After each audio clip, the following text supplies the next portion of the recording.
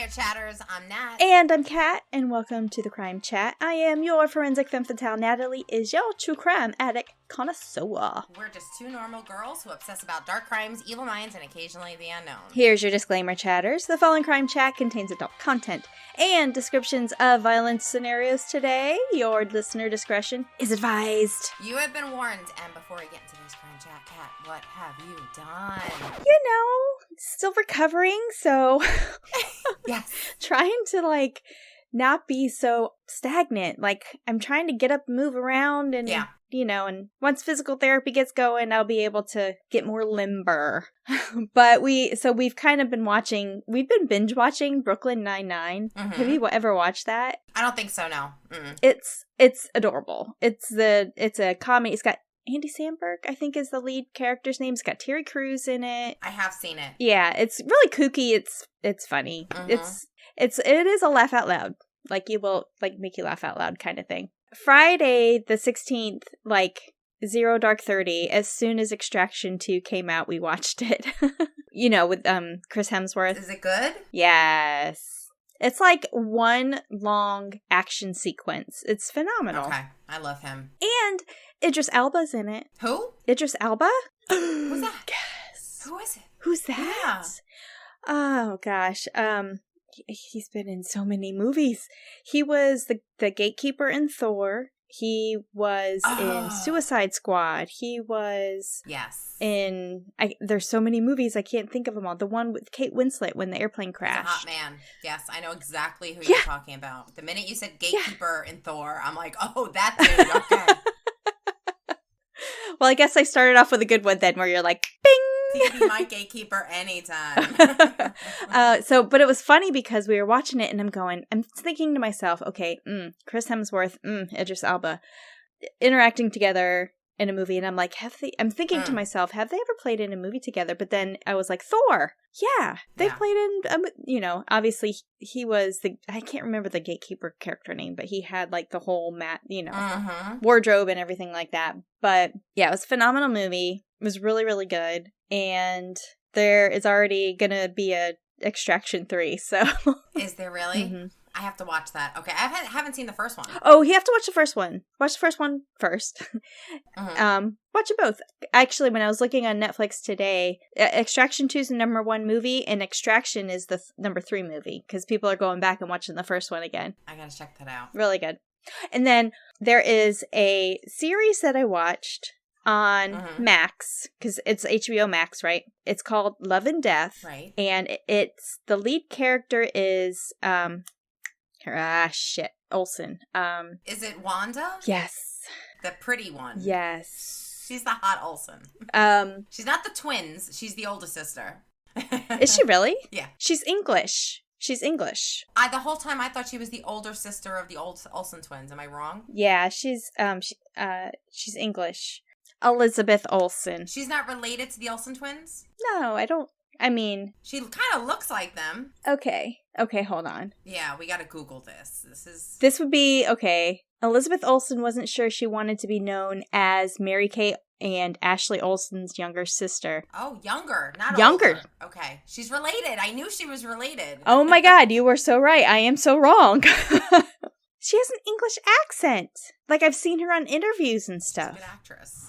So this is interesting. Originally, because last week we were talking about the Scarlet Witch, right? Because in Wanda. Yes. The Scarlet Witch actress, Elizabeth Olsen, planned to go by Elizabeth Chase, using her middle name instead of her last name, and added that she changed her idea because it had to do with her own insecurities. I love her. Yeah. I like her as an actress. I like her as a person. I think she's really cool. Yeah. Yeah. So, but when I was looking into that, it kept saying on the episodes, and there's maybe I don't know, about 8-ish episodes, it kept saying, based on a true story, based on a true story. And you know how sometimes you're like, okay, you're just telling the story. So I was like, is Love and Death based on a true story? Really? It is. Revolving a church in Texas, and one wife has an affair with one of the men in the church, and basically she ends up killing his wife. Oh, wait a minute. I know exactly what you're talking about. That is the famous case She got off. She did. Yeah. Yes. I know the case. I can't think of her name. It's based on, her name is Candy. Okay. Yep. What's the real story behind Love and Death? But it was fantastic. Like, and the guy that she has an affair with, I can't think of his name, but like as a character, but you would recognize him if you saw him. The one who plays the guy that she has an affair with. What's her last name? Candy what? Montgomery or whatever? Montgomery. The one that you're talking about, I did not see. I saw the other one where Jessica Biel played the part. Really? I haven't seen that. Like 2 years ago. She was good. I mean, Jessica Biel's another great actress, but I like Elizabeth Olsen better, so I can't wait to see that. Okay. Oh no, yeah, it's very, very, very good. Okay. And it happens pretty, like, as far as getting into the affair and it carrying on, it happens like really fast. And then the last 3 episodes, I think, are like the trial and kind of what's leading into it. But I thought it was fantastic. Yeah. And it was funny because I think one of the biggest parts about that story is she claimed innocence. Like, she told her lawyer that she did it. And her lawyer was the only person that knew. Yeah. And it wasn't until either jury selection or opening remarks in the trial that he said he just told everybody, my client did it, but it was in self-defense. Yeah. Oh, that's what? That's a good crime chat. Yeah. Well, that's exactly what I thought. It's exactly what I thought. Yeah. So, what about you? So I celebrated my birthday. Yay! Happy birthday! Chatters, my partner got me my first Crime Chat calendar, which I'm very excited. There's a couple stories in there I want to do now. Yeah. I also belong to a squad called the Suspicious Squad. Oh my God, I got all the cutest stuff. I got jewelry. I was just pampered. Thank you so much. Of course. I spent my birthday at a spa. Yay. For 2 days. I went and I spent the first day at Blue Aloe. I got a body wrap. Have you ever had a body wrap before? Nope. Okay. Not that kind. I had a body wrap a long time ago in like Jamaica where they kind of wrapped you in like, it was like a leaf and like gauze, but it was natural. You didn't feel constraint. Yeah. You know, you felt like it was just hugging you. You felt a hug. Well, this time I got this other wrap. And listen, I recommend it, but don't do it unless you're ready to be completely in a straitjacket for an hour. Oh, wow. So go pee first. Go pee first. If you have any anxiety, do not do it. Stay away from it. They wrapped me in like one of those, you know, those metallic blankets. So they put me in that. It's supposed to drain out the toxins and make you sweat and all that. And when I tell you, when they unwrapped me, I felt like a fucking baked potato. Oh, wow. That's how intense it was. But it was so worth it because I felt amazing afterwards. And then the next day, I went over to Spa Alonzo, which is in Sarasota. And that is a 5-star spa. And this treatment I got, I mean, it was just... Oh. Okay, Kat. I forgot to tell you this. Fuck. I forgot to tell you this. And I literally saved it for tonight. Okay. Esthetician doing my facial, you know, telling her what I do. And then I was telling her about the podcast. And she's like, that's so interesting. She goes, you know what? She goes, my ex-husband was Ted Bundy's lawyer. What? Yes. In Florida. The one in when he went to trial in Florida. From the beginning. Her ex-husband wrote the book, The Devil's Defense. Wow. And I'm like, are you kidding me? She's like, no, the minute he got caught, he was his attorney. Well, I was saying because when he got caught in Florida. Of course. So. In Florida. Because that was it was the college girls that he killed. Yeah. He wasn't an attorney in Florida, though. She said he was in Washington, D.C. Okay. When he started working with Ted. The minute we say we have a crime chat, what people say back to us is it's crazy. It's like, wait a minute. That is crazy cool. Like, it's cool and it's crazy, but it's crazy cool. Yeah. And you could tell when she was telling me, she was like, should I be telling you this? Am I going to freak you out? But I think she felt comfortable because she knows like we're freaky already. So it's like, yeah, no there problem. isn't much that phases us around here. Yeah. Yeah. So I did that. And my birthday month continues. So like I have yes, it does. a whole bunch of shit planned. I went to a nice steakhouse. I have this weekend planned. I have so many amazing friends, like between you guys and like, you know, people that I work with, and they're just amazing. So I'm very lucky. Love person. you. Thank you. Birthday! I turned 37. I mean, how many times do you turn 37? That's actually a great number. It is a good number. 37. Mm-hmm. It's like you're mature, but young enough to have fun, and you don't feel your body's ailments just yet. Okay, you're old enough to know better, but you're young enough to do it anyway. Old enough to know better, young enough to do it anyway. Take the risk. Exactly. So I'm not really too sure what your story is about, but I think somebody kill somebody. Mm-hmm, of course. Yeah. So I'm going right back to murder. No more of this light chat. No more squishy. Sorry. The intro you wanted me to do for this week, you said to write like about wills. Yes. Like your last will and testament. Mm-hmm. Okay. So according to Encyclopedia Britannica, a will or a testament, or a will and testament, is, quote, means by which an owner of property disposes his or her assets in the event of his or her death.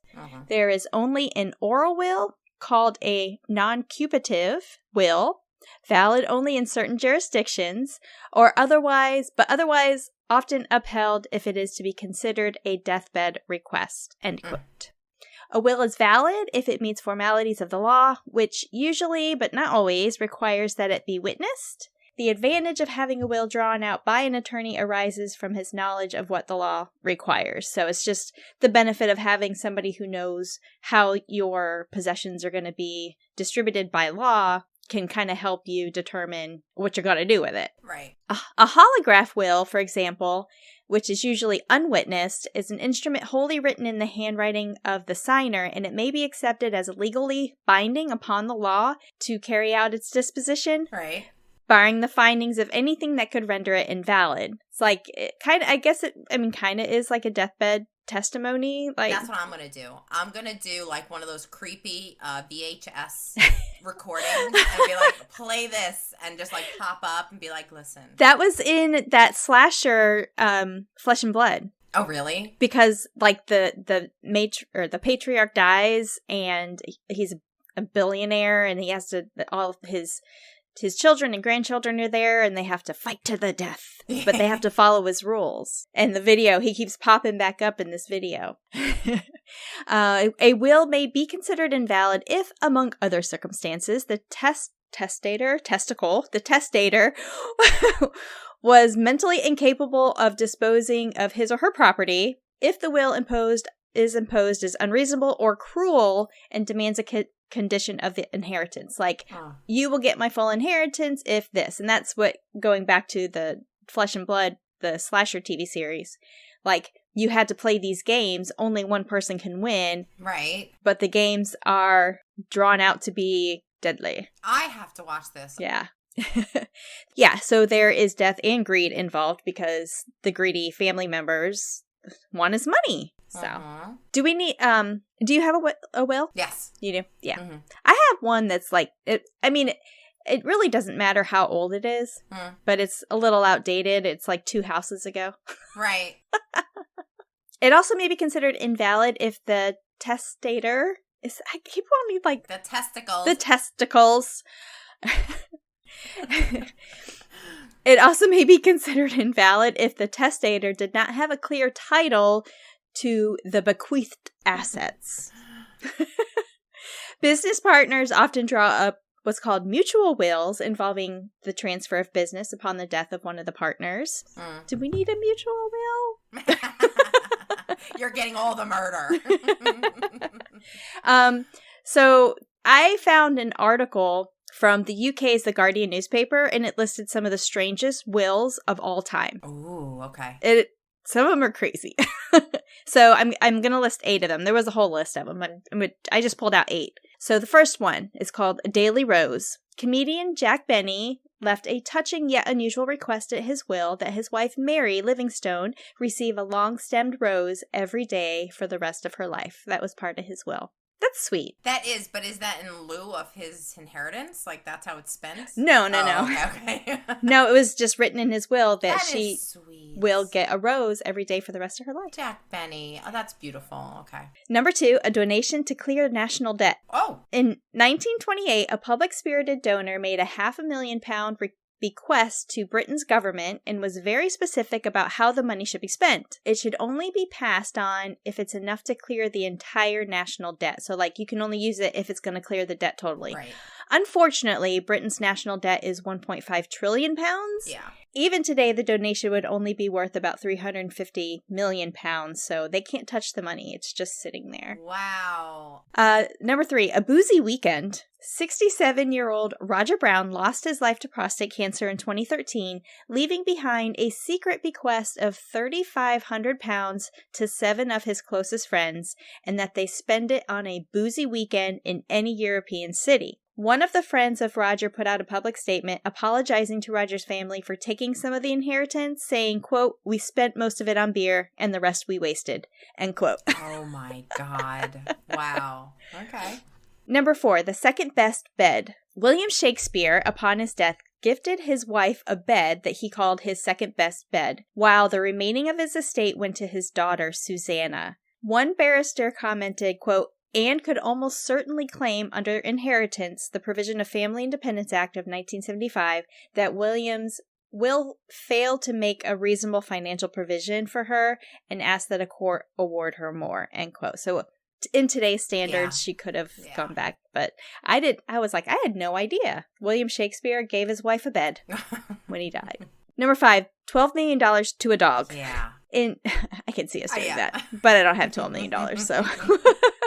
In 2004, billionaire Leona Helmsley left instructions for her $4 billion fortune to be spent caring for her dogs. Her 9-year-old Maltese named Trouble received $12 million. Her grandchildren were either cut from the will or ordered to visit their father's grave in order to actually inherit their share. A judge later cut Trouble's inheritance to only $2 million, although the dog did need to go into hiding amid death and kidnapping threats. So I have a crazy CrimeChat link here. Yeah. So Leona Helmsley, I knew her nephew. Really? So Leona is everything you think she is. So like growing up, I rode horses all my life, so I was an equestrian, and at my stable, Leona knew the owner of the stable, and the owner of the stable gave her nephew a job, and he was very honest about it. You see him now. I mean, he's a public figure in New York. Like, he is, he does fundraising and stuff like that. Yeah. But I'm not going to say his name. Just Google Leona Helmsley's nephew. So he used to muck my horse's stall. Yeah. Oh, yeah, I did that too. The agreement was he was not allowed to work after high school. She wanted him to shovel shit to earn his inheritance. Wow. And she got him the job at the stable, and that was the joke. Like, to shovel shit. And he did that. Wow. He did it for like 2 years. He did it. She had a mean streak. I never even heard of her. She owned the Empire State Building. Oh, okay. Okay. Shows I'm cultured.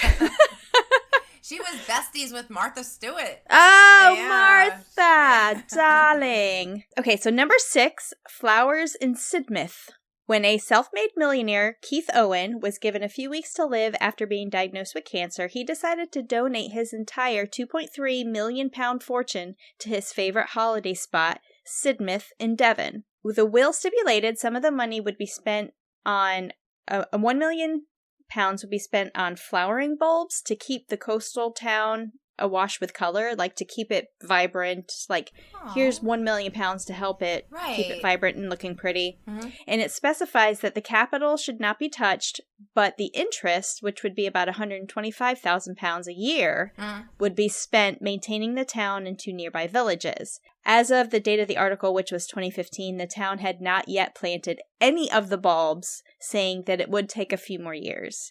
Now, Sidmouth is gorgeous. I had to look up the pictures of it. Right. It sits on the English Channel in southwest England, and it boasts a traditional English, like, seaside resort with this, like, elegant architecture and just, like, a genteel atmosphere. Right.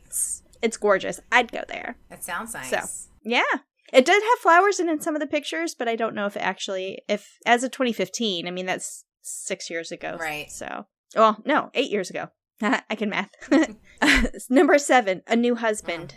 Some people take the opportunity to use the will as a last chance to insult their life partner one more time. German poet Henry Heine left his estate to his wife, Matilda, in 1856 on the condition that she remarry, so there will be, quote, at least one man to regret my death, end quote. The same barrister who commented on the William Shakespeare said that his will, saying that today Matilda could get rid of the condition by disclaiming Henry's gift, but because Henry left no children, Matilda would actually, under a law that's been in England since October 2014, right, she would actually inherit his whole estate. Yeah. And that would be unconditional. Like, she wouldn't have to marry somebody. But back then, like I said, it was mid-1800s. Aqua Tofana. And that little Aqua Tofana. Yeah, Aqua Tofana. And then number 8, a legacy of bitterness. Michigan millionaire Wellington Burt died in 1919, and his will disclosed his fortune would not be passed on until 21 years after the death of his last surviving grandchild. She died in 1989, and the 21-year countdown ended in November of 2010. About 12 people discovered that they're beneficiaries of this legacy of bitterness will. Yeah. And they shared a fortune, which was about $110 million. Wow, that's fucked up. Right? That is, wow. Oh, shit. So that's just some of the extremes some people take, you know, good, bad, and indifferent. Yeah. In including it in their will. Do you have any crazy ideas or anything like crazy in your will? I would definitely include a pet in my will. Yeah. And I would definitely do the creepy VHS. To those seeing this. Yes, to those seeing to those surviving. I'm dead if you're seeing this.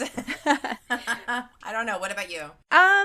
Just but being in the military, like when you would deploy and stuff, it wasn't mandated you have a will, but it was like one of those like highly encouraged things that you would have a will. And I mean, it would just make sense anyways if something, you know, were to happen. But I think it was just all traditional stuff. Like there's nothing that's like weird. Like obviously like my kids get a certain amount, you know, my husband gets everything. And then there's a certain amount that would go to my children. But I mean, all these millions and billions of dollars and pounds. Pff, sorry, kids. I know. Mom's not worth much. Stop it. Some people are worth more alive than dead. Some people are worth more dead than alive. It is what it is. It was funny when I went in to have my surgery that they asked, do you have a will? And I said, yes. And they said, do you have a living will? And I was like, yes, I do. Do you? I do. I have a living will. Okay, good. Yeah. And when my husband went in for his surgery, he's like, what do you say if they come out and say that I'm unresponsive? I'm like, give it a good go. He's like, don't let him unplug me.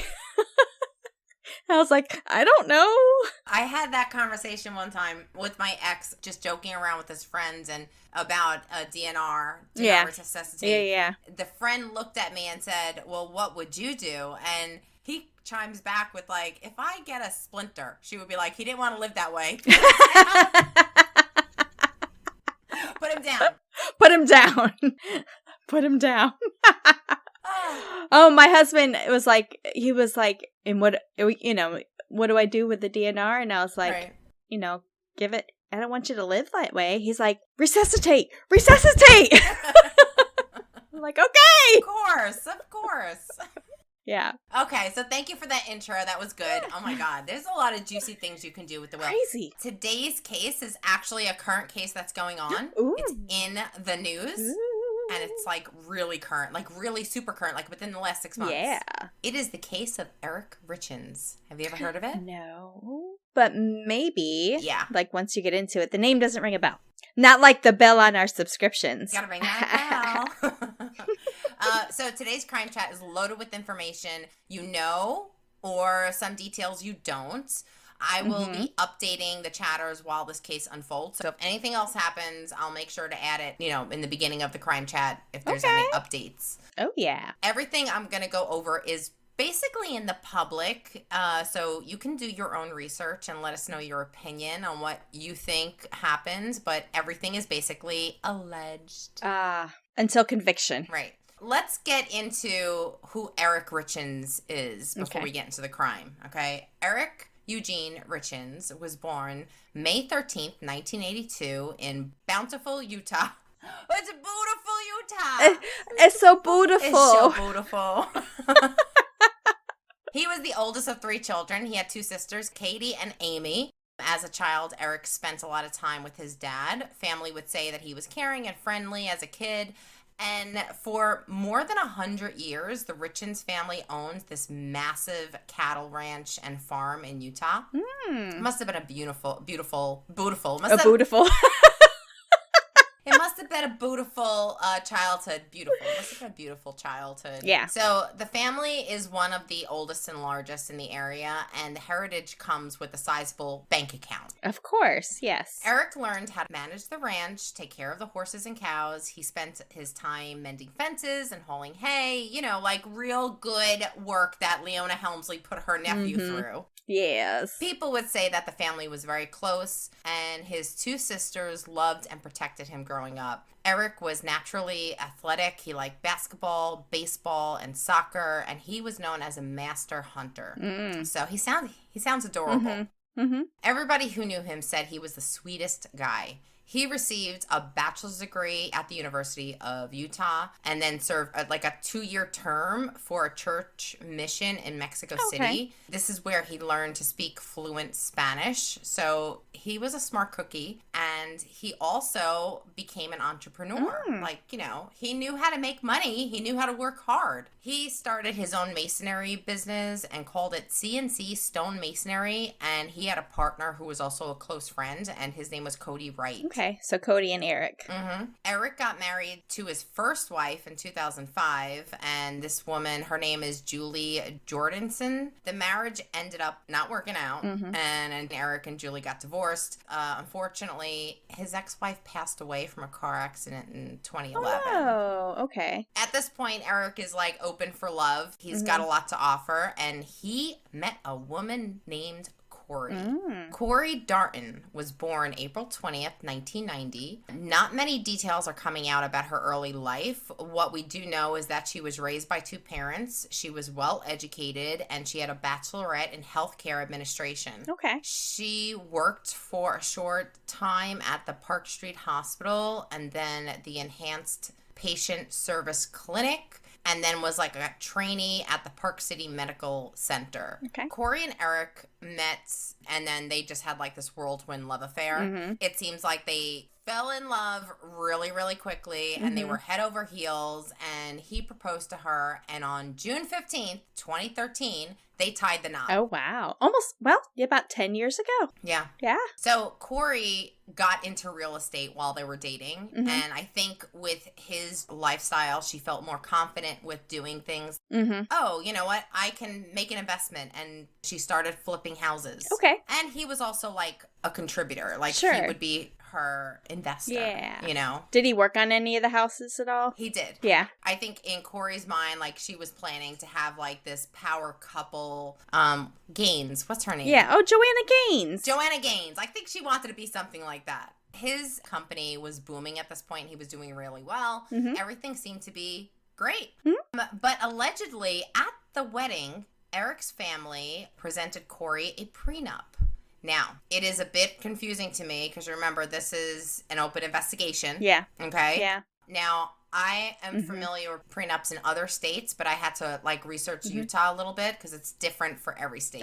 In Utah, there's no real specific requirement that mandates a prenuptial agreement to be signed a certain amount of days or weeks before the wedding. So like generally in other states, they'd say like you need to sign it 3 days before, and the person that is signing it needs to have some type of legal advice or something. Normally, they really try to avoid people signing it the day of the wedding. Okay. Because you're surrounded around 100 family members. You want to have a good time. Yeah. And if you put something in front of somebody like that, they're going to do it because they want to still have a good time. It's a wedding. Money is spent. I mean, I don't know, but like up north where I where I came from, my girlfriend spent $100,000 on her wedding. Oh my Lord. Yeah, it's like prenuptial should be taken very seriously, and both parties need to be represented. Mm-hmm. Rushing to sign a prenuptial in the process could potentially raise concerns about the lack of voluntary consent, which could impact the enforceability of the agreement later on. A lot of people with money will not make this mistake.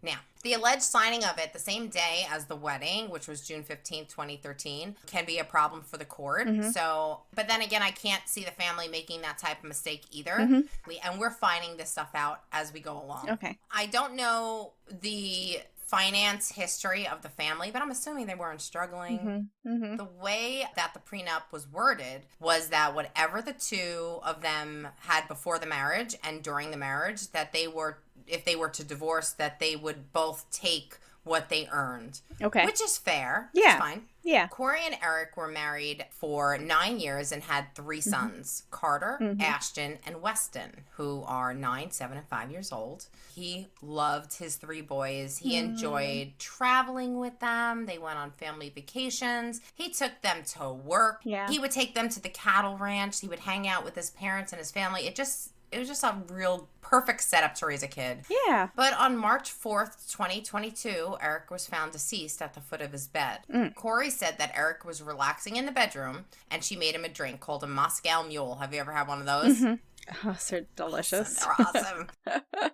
And then she brought it to him while he was in the master bedroom relaxing. After she brought him the Moscow Mule, she went and checked on her kids. And apparently one of her children has like trouble falling asleep. They either have night terrors or she said nightmares. So she ended up spending time on the bed with the baby to make sure that he fell asleep. And then she fell asleep as well. So she didn't wake up till a couple hours later. She went to the master bedroom, and then she said he was unconscious, like he was already deceased. Kouri said that when she saw him, she immediately called 911. This was about 3 a.m. She also called Eric's family, and when they found out what happened to Eric, they went to investigators, and they were like, you need to check on her. Like, we don't trust her. You need to investigate her. Wow, there must have been something going on. Plus, also the shock of your son and your brother all of a sudden being dead. You're going to look at the closest people to them. Of course. I mean, that's natural for an investigation anyways, especially if it's, considered an unattended death. Yeah. Then you'll always look at the closest circle. Start there. Yeah. About a year after he died, on March 5th, 2023, Kouri Richins released her book, a children's book called Are You With Me? She was hoping to help her 3 boys process the loss of their father and help them be like comforted by like the knowledge that their dad is around, almost like a guardian angel. She went on TV shows and promoting the book. She did like this local tour in Utah, so she was on all the TV screens. Everybody knew her. Her book was doing really well. It was sold on Amazon. But unfortunately, the same month is when the death certificate was released, and the autopsy and the toxicology report determined that Eric, 39, had 5 times the lethal dosage of fentanyl in his system. Yeah. The drug was not a medical grade, and we're going to get into that. Oh, it's a street one. Or synthetic. So the medical examiner concluded the fentanyl had been ingested orally. Oh, it wasn't a Moscow Mule. It was a fentanyl mule. Yeah. Fentanyl is a synthetic opioid that is up to 50 times stronger than heroin and 100 times stronger than morphine. It is a major contributor to fatal and non-fatal overdoses in the U.S. There are 2 types of fentanyl, pharmaceutical fentanyl and illicitly manufactured fentanyl. Both are considered synthetic opioids. The pharmaceutical fentanyl is prescribed by doctors to treat severe pain, especially after surgery or like advanced stages of cancer. I had some fentanyl. How did it make you feel? I was zonked. Yeah. So they actually gave it to me and my husband when he went in for his as a way to relax before surgery, because there's a lot of people obviously have anxiety getting ready to go in and everything, right? And after they put it in my IV, I was still in like the pre-op room or like the guest room or whatever. My husband was still with me before they took me back. Right. I don't remember leaving that room. Like, I don't even, I was like, did you even kiss me before I went into surgery? And he's like, of course I kissed you. And I was like, I don't remember. It's a serious fucking drug. I hate it. I don't like it. And that was controlled pharmaceutical fentanyl. Yeah, and it's very addictive, so you have to be careful. Now, most cases of fentanyl related overdoses are linked to the illicitly manufactured fentanyl, which is distributed through illegal drug markets for its heroin-like effect. It is often added to other drugs because of the extreme potency, and it's probably one of the most powerful and more addictive and most dangerous drugs on the market today. Yes. Even touching it with your bare hand. Yes. You can, it gets absorbed into your skin, and in police officers or even just people in general have gone out, but police officers that we know, when I was still as an investigator, they would tell us about all these, cases and stuff. They would go out to crime scene and do a search and, start to collect evidence on drugs and everything like that. Not that you would want to touch it. You wouldn't normally touch it anyways. Usually they wear latex gloves.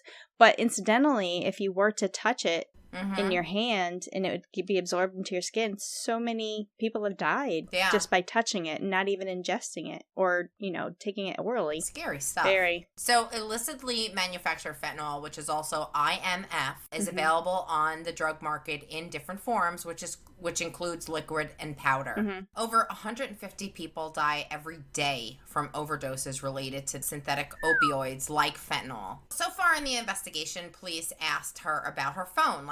Okay, so tell me about the night. She was with her son, but they were like, all right, well, where was your phone? Where was your personal belongings? And she said that she left her phone in the bedroom that night. And was she sleeping with them in their bed? Yes. In his room? Okay. She was in one of her son's rooms but she left her phone in the master bedroom with her husband. And the police ended up finding out after they pulled the phone record that the phone itself, the data showed that the phone was actually unlocked a couple of times, and then it showed movement on the phone, and it also had several messages that were received and deleted during this time. Yes, criminals, police can recover that. I don't get it. Do you not think you're gonna get caught? Come on. Right. Now, this is an ongoing case, so everything is alleged, but the court documents reveal a secret life of insurance policies and stolen money. Oh, snap. The court hired a private investigator to dig into the death, and they ended up amending the court document, which was filed on May 18th. That led to the postponement of the detention hearing originally scheduled for May 19th. Okay. So they're like, we can't do this yet. There's too much. We're recovering too much shit. So they had to postpone it. We can't rush it. We can't rush it. It reveals a damning timeline of accusations from the investigators. Ooh. The following timeline is provided by NBC News. So between 2015 and 2017, Courtney is accused of purchasing at least 4 life insurance policies on her husband, totaling $2 million. And he didn't know. He did not know. Can you do that? Did we talk about that before? Can you do that? The way it works is as long as you're married, you can. In some states you can. When you're not married, if you are in a domestic partnership, you can't. Okay. It really depends on the state that you live in. Apparently in Utah, you can. Okay. So. I'm just familiar with the SGLI as far as life insurance and how that goes. It's automatic. Life insurance, in the military, you have to, it's automatic where you get the life insurance, you have to actually decline it. And then if you decline it or change the beneficiary. Right. If I were to change for my life insurance, let's say I changed it to where my husband now gets 50% and my kids get 25 and 25. A letter goes to him notifying him of that. If it changes or anything like that. Yeah. So that's the only thing I'm really familiar with. So commercial law, life insurance, I'm not sure how that goes. It's funny though. We were just talking the other day. I was like, right. After my husband retires, I was like, I think we need to increase our life insurance. He looked at me and I was like, no. Because where we plan on moving, it's much more expensive. Right. And the amount of life insurance that we have now would not be enough for either one of us to cover a house. You know what I mean? Yeah. It would just be smart based on life circumstances changing to increase it to a level of affordability. And you also have to prepare that you're going to be older and you're not going to be working the way you used to. If you have one less income, that person, each of you have to understand that You really, truly need to prepare the other person to survive till 90, 100 years old without starting over again. Right. So, okay, so September 2020, Eric discovered that his wife allegedly obtained and spent $250,000 of a home equity line of credit on their home. Ooh, yeah. And had withdrawn at least $100,000 from his bank accounts. Plus, she racked up $30,000 using credit cards. What is she buying? Stuff for her business. She's flipping homes. Oh, well, I mean, that would be expensive. Of course it's expensive, but I guess she thought that, like, he was her main investor and she could just do whatever the fuck that she wanted. Oh, okay. Okay. This is according to the amended court document. It is also alleged that Courtney was appropriating distributions made from Eric's business for the purpose of making federal and state quarterly tax payments, but did not pay taxes. Oh, so she was taking the allotted amount to go to taxes, but wasn't actually paying it. So the stolen tax payments totaled at least $104,000. The court document stated that Eric confronted her about the money and that she agreed to pay him back. So this was a troubled marriage. In October 2020, Eric consulted both a divorce attorney and an estate planner without telling Kouri. He changed his will and formed a living trust and placed his entire estate under the control of his sister, Katie. He was preparing to leave. Sure. Yeah. He also transferred his partnership interest in his business to his trust, so his sister was in control of everything. Like, she couldn't touch anything. Okay. Now, on January 1st, 2022, Eric and his business partner had $2 million worth of life insurance policies that listed each other as the beneficiary. The prosecutor alleged that on January 1st, 2022, Kouri actually went in online and changed the policy and put herself as a beneficiary. And guess what happened? Exactly what you said before, where the company notified the person being removed. Yeah. They knew what she did. Okay. The partner knows, the husband knows, the family knows. Her husband was alerted, and, you know, he ended up making the necessary changes to put the partner back on. Later this month, she allegedly filed for a new $100,000 life insurance policy on Eric's life. February 12th, 2022, Kouri either called or texted someone named CL and asked them for fentanyl. Oh my gosh. Yeah. Data from her phone showed that she contacted CL several times in January, but authorities weren't able to determine the content of the messages because she was deleting them as she went along. But this was like shortly after Eric's death, like when they started having this bulk of information come out. And once again, everything is alleged, everything is coming out right now.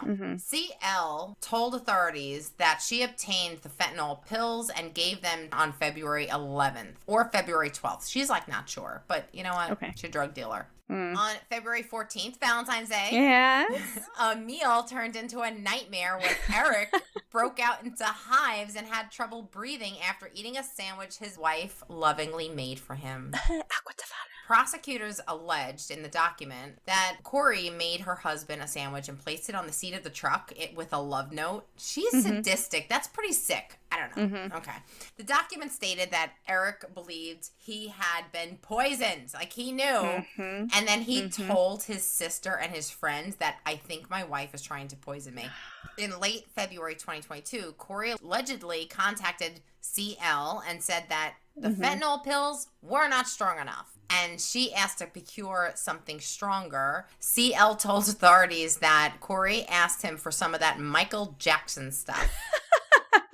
I hope he's charged, or he or she. Well, it's possible, but they could also be offered immunity for testimony during trial. True. Details about the night differ in the search warrant and the affidavit, I think because of probate court and also like the investigation happening. Kouri told authorities that she and her husband were celebrating closing on a house for their business. Right. Kouri wanted to buy a ranch and redo it. It was about $1 million, maybe more. It was a huge mansion, and it was on this big plot of land. but it wasn't finished. Like, it wasn't, she could put her touches on it. She wanted to redo it and sell it for a lot of money. Eric didn't want this. Like, he didn't even like this idea of spending this amount of money on one project. And also, he had concerns about his wife. He's like, I don't know if I want to get into, like, a business deal like that with you right now. Right. And Eric wasn't stupid. Right. And he ended up calling his sister and saying to her, like, something's going on, something shady. I don't feel safe in my home or with my wife. And, you know, if something should happen to me, please, like, you know, like, I think it's her. And that's why, like, whenever the family found out that he had passed away, they're like, look at her. Yeah. Because Eric had been expressing, you know, his concerns to his family about it, about the situation. Yeah. Yeah. This was a full-fledged investigation at this point. Investigators discovered that Kouri actually contacted a friend several times, asking if she can get prescription medication for pain for her investor that had some back injury. The day after Eric's death, Kouri ended up closing on this mansion. Oh, wow. The day after he died, she closed on the deal. Wow. And guess what she did next? She threw a big-ass party at this house celebrating the closing. Wow. That's shady. But yet she wrote a book for her children to be able to cope with the fact that they've lost their father, you murderous bitch. Allegedly. Allegedly. So now, during the party, one of Eric's sisters showed up to the party and confronted her. Like, what the fuck are you doing? Yeah. Who said you can close on this place? Yes. And she had a bunch of people there. But allegedly, Kouri assaulted Eric's sister at the party. Okay. Like, a fight broke out. And you know what? Cat fight. Yeah, a cat fight. If I was Eric's sister, I'd beat her ass. Like, I'd be arrested that night. Yeah. At least I'd beat her ass. I wouldn't kill her, but she'd be hurting, allegedly. So on May 8th of this year, 2023, Kouri was officially arrested and charged for first-degree murder and 3 counts of second-degree possession of controlled substance with the intent to distribute. Gotta throw those extra charges in there. Yeah. Right around my birthday on June 13th, the judge denied the pretrial release of Kouri. Good. In the judge's decision, he denied her bail because all these new details were coming out.